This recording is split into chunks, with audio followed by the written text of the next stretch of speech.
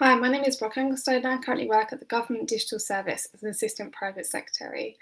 So I first heard about Movement to Work back in January 2017. I had been looking for job roles for around 6 to 7 months and was just having a really difficult time. I even resorted to printing my CV on bright pink paper to try and stand out from the crowd. Obviously, it did not work out.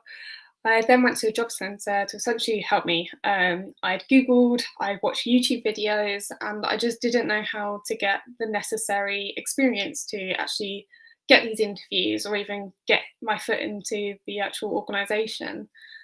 Thankfully for me, they did mention Movement to Work, and they had said that a previous participant had just gone through and they were now working at the Government Digital Service. This was exciting. I had long-term ambitions to work for the civil service. However, they actually didn't have a placement at that time. So I emailed and I called incessantly, probably annoyed my job coach, so that I could actually get a placement, and it paid off. Within a couple of weeks, I was actually at the Government Digital Service. I had 8.5 weeks of work experience, and now I've actually been there for 3.5 years. Time really does fly by. When I reflect on that time, when I think about the opportunities it gave me and what I'm grateful for, it's definitely the people, the relationships. I can't believe how many people uh, fought for me, who gave me opportunities, who developed me, who wanted to see me flourish, who supported me, who gave me autonomy, who trusted me, who went for my LinkedIn, went for my CV, coached me, encouraged me, stretched me. And I still do that now. It's 3.5 years later. And those individuals are still a really important part of my life, both inside and outside of work. I actually went on holiday with one of them. Um, but yeah, the people and relationships have been incredible, and I will forever be grateful to them, and grateful to the fact that actually they really promote movement to work within their organisation. You know, we have a whole group of movement to work participants at work. We actually all come from the same job centre, so funny enough, we all get the same train. Well, when we work meeting. So yeah, definitely relationships. And then secondly, confidence. You lose a lot of confidence during the massive rejections. I mean, you always get told to not take it personally, and you really shouldn't. But it takes its toll. You know, 6 to 7 months of lots and lots of rejections. It does have an impact on your confidence, and you start questioning how you can add value, how you can contribute. So then come into an organisation where people give you those opportunities, make you feel that way, really does build your confidence.